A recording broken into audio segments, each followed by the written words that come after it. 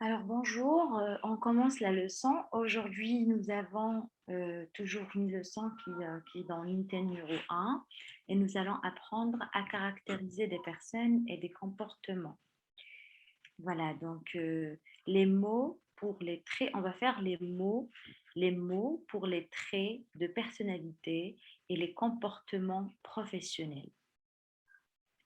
À gauche, nous avons des adjectifs de qualité et à droite, les défauts. Puis, on vous donnera un exercice ou deux.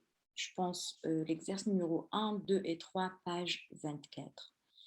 D'abord, il y a un document que nous allons écouter et on doit identifier la situation. Puis, noter ce que doit comporter la page Internet personnelle d'après Joël. En 3, réécouter le document numéro 1. Quels comportements sont recommandés par le coach avant et pendant l'entretien? Puis, créer votre page Internet personnelle dans le cadre de votre recherche d'emploi. Je pense qu'on va aller directement faire le vocabulaire. Ensuite, pour 5, excusez-moi, pour le numéro 5, lisez l'extrait du journal intime de Sophie et répondez. Et puis, on aura un journal intime écrit par Sophie. On aura 3 petites questions, on y répondra. Voilà, on va faire ça. Allez, on va commencer par les qualités. Les qualités pendant, avant et après l'entretien. Regardez dans le chat, entretien, ça veut dire job interview, entretien d'embauche. Entretien d'embauche.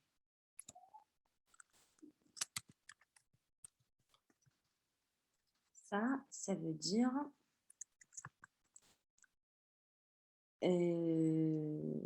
ça veut dire entretien d'embauche. Voilà, donc job interview.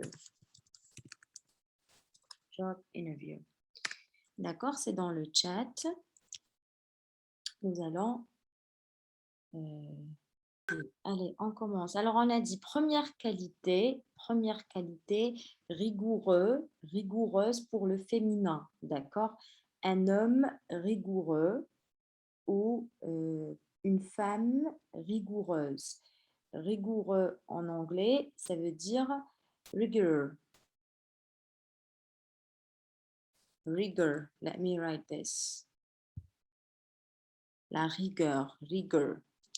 Et si on va prendre en adjectif, c'est rigorous. Alors, rigueur, which is a noun, c'est un nom. Rigueur. Regardez dans le chat. Quand j'écris N, ça veut dire c'est un nom. This is in English, rigor.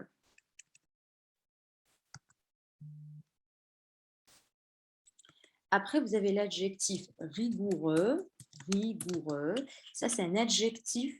Et en anglais, c'est rigorous.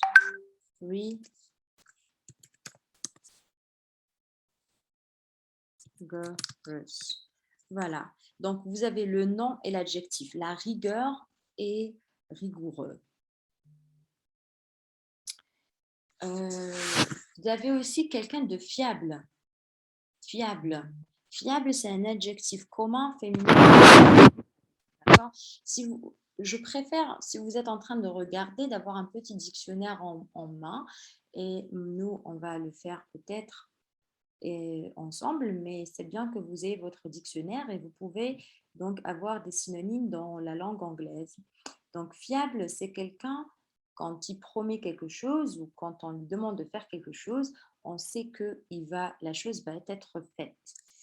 Donc, rigoureux, fiable, exigeant, exigeante pour le féminin, minutieux, minutieuse pour le féminin, perfectionniste. La perfection, d'accord, c'est quelqu'un plutôt qui veut faire les choses sans erreur. D'accord, voilà, sans faute, sans erreur. Alors, pour la deuxième ligne, nous avons l'adjectif résistant. C'est quelqu'un qui résiste. Il est résistant au stress, le féminin résistante. Après, vous avez endurant, endurante. C'est quelqu'un qui peut supporter la difficulté. Le verbe endurer. Vous avez l'adjectif précis, précise. Quelque chose de précis, c'est quelque chose qui est clair, qui n'est pas ni trop vague, ni trop vaste. Donc, précis pour le masculin, précise pour le féminin, organisé. Donc, organisé, c'est la même prononciation féminin-masculin, organisé. Par contre, vous devez ajouter un E si vous êtes en train d'écrire. Organisé, c'est quelqu'un qui fait les choses euh, dans une organisation qui n'est pas brouillant, qui n'est pas déconcentré, qui est toujours concentré. Après, vous avez quelqu'un aussi qui a le sens de l'organisation. On peut dire aussi organisé en un mot. Méthodique, voilà, qui a la méthode, qui travaille selon une méthode. Et c'est la même chose pour le féminin et le masculin. Sérieux, sérieuse, d'accord? Donc, il est sérieux, on peut compter sur lui. Si on lui demande de faire quelque chose, par exemple, il va pas nous laisser tomber, il va la faire. Après, vous avez l'adjectif ou sinon une autre ligne, quelqu'un qui est ouvert d'esprit ou ouverte d'esprit pour le féminin. C'est quelqu'un qui n'est pas borné, c'est quelqu'un qui est open. Quelqu'un d'intuitif ou quelqu'une d'intuitive, c'est quelqu'un qui a le sens de l'intuition. Ayant l'esprit d'équipe, ça c'est une bonne qualité. Quelqu'un qui sait travailler en équipe, team player.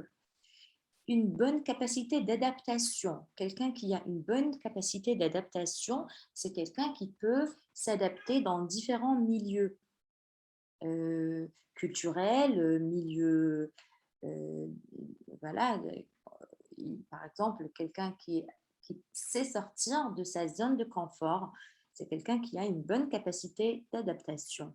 Le sens du contact, c'est quelqu'un qui est sociable, qui n'est pas renfermé. Il a le sens du contact, c'est-à-dire tu le mets dans un groupe, il sait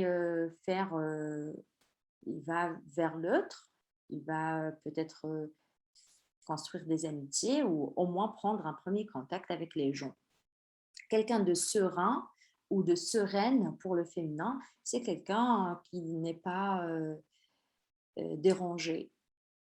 C'est quelqu'un de calme et de paisible. Il est calme, il est paisible, il est serein. Après, nous avons une autre ligne, quelqu'un qui est réaliste. Ça veut dire qu'il n'est pas très rêveur. Je pense que l'opposé du mot réaliste serait rêveur, oui. Après, vous avez quelqu'un de dynamique, dynamique, actif, active pour le féminin, motivé, d'accord, qui a de la motivation, efficace, qui fait les choses en un temps et d'une façon efficace, réactif, réactive pour le féminin, c'est quelqu'un qui réagit. Ensuite, vous avez quelqu'un d'ingénieux ou d'ingénieuse pour le féminin, ça veut dire qu'il est intelligent, qu'il a... ça vient, vous savez, le mot ingénieur, d'ailleurs, ça vient de là, ingénieur, il est intelligent. Et puis, nous avons quelqu'un de curieux, curious, quelqu'un de curieux qui aime savoir les choses, qui a de la curiosité, pourvu que ce ne soit pas exagéré. Après, vous avez quelqu'un de diplomate ou de conciliant. Diplomate, conciliant, c'est quelqu'un, même dans les conflits, il va pas, il va dire des mots qui vont apaiser la conversation. Il va pas être, il est flexible, voilà, flexible. Il n'est pas trop rigide. Ça, c'était pour les qualités. On va aller voir les défauts. Alors, le contraire de, je pense, fiable, rigoureux, minutieux serait laxiste, désinvolte, influençable, tatillon pour le féminin, trop fragile. Pardon, ça c'est la deuxième ligne. Donc la première ligne qui est en opposé avec rigoureux, fiable, exigeant, minutieux et perfectionniste, c'est laxiste, désinvolte, influençable, tatillon et trop attaché aux détails. Trop attaché aux détails, ça veut dire qu'il ne sait pas faire passer les choses. Il est trop attaché aux détails.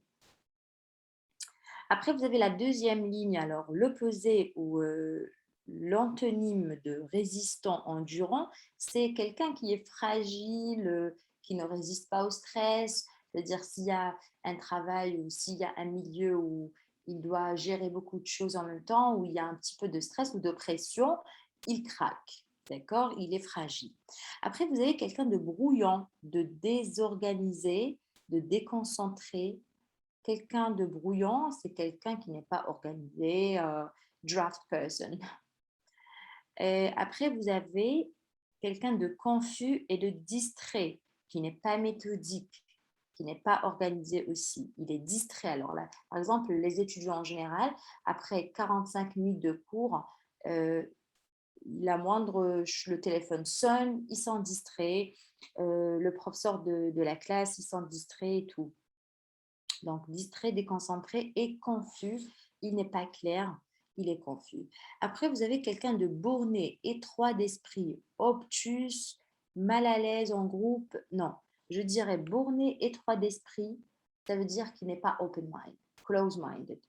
Mal à l'aise en groupe, he doesn't feel good in group or in team. Renfermé, he is also close-minded. Nerveux, nerveuse, nervous, anxieux, anxious, agressif, aggressive. Rêveur, dreamer. Donc, le contraire de réaliste, the opposite of réaliste is dreamer, rêveur. Et rêveuse pour le féminin, vous avez agressif pour le masculin, agressive pour le féminin, anxieux pour le masculin et anxieuse pour le féminin.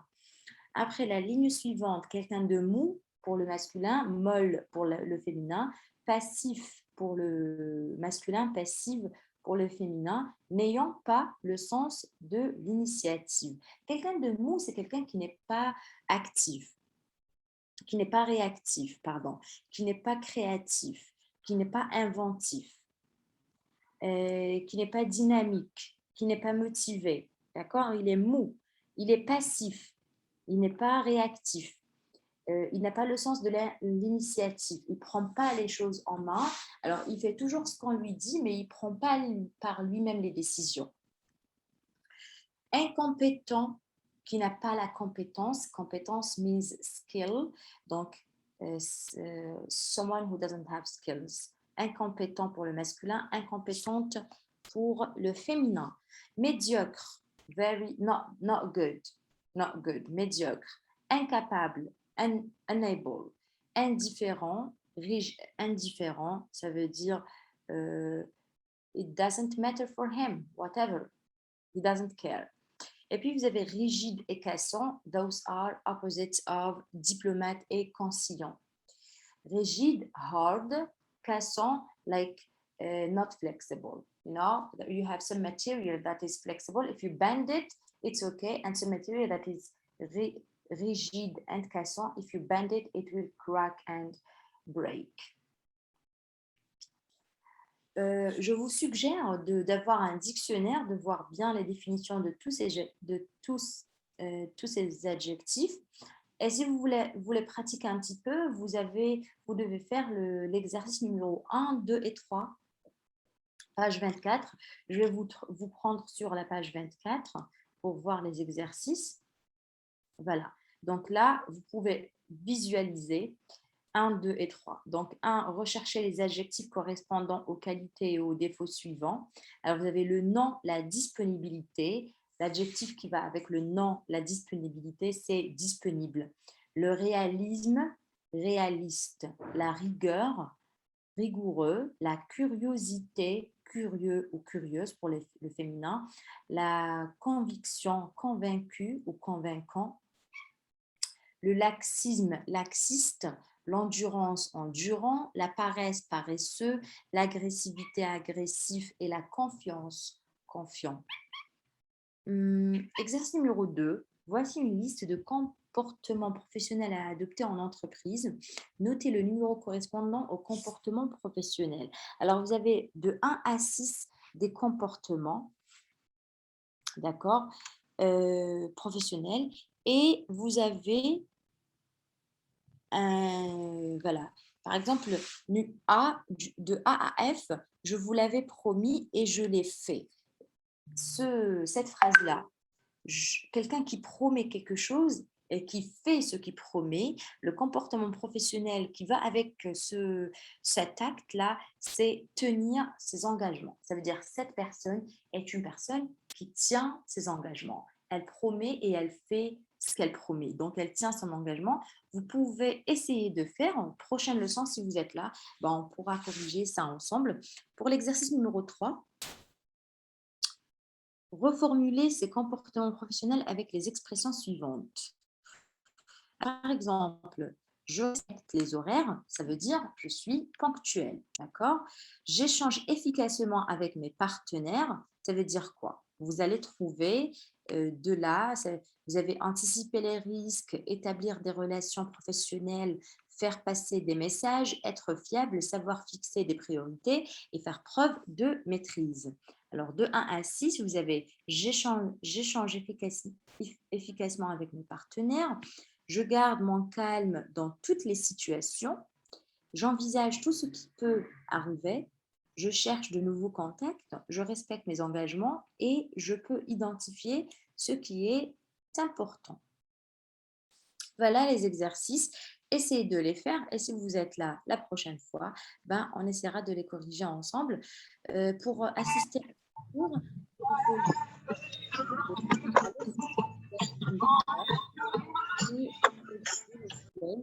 plus tard. Merci de vous muter. Ouais, voilà, merci. Alors voilà, ça c'était pour les adjectifs et les expressions professionnelles avant, pendant et après un entretien. On va aller voir, excusez-moi, ouais, on va aller voir Sophie. Alors, elle a écrit une lettre, je pense. Voilà. Là, c'est le journal intime de Sophie.